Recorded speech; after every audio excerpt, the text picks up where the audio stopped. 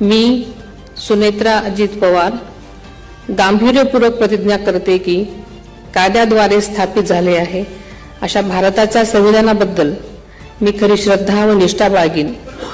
मी भारताची सार्वभौमता व एकात्मता उन्नत राखीन। मी महाराष्ट्र राज्याची उपमुख्यमंत्री म्हणून माझी कामे निष्ठापूर्वक व सद्विवेक बुद्धीने पार पाडेन आणि संविधान व कायदा यानुसार सर्व तऱ्हेच्या लोकांना मी गांभीर्यपणे व निपक्षपातीपणे तसेच कोणाच्याही विषयी ममत्वभाव किंवा आकस न बाळगता न्याय वागणूक देईन।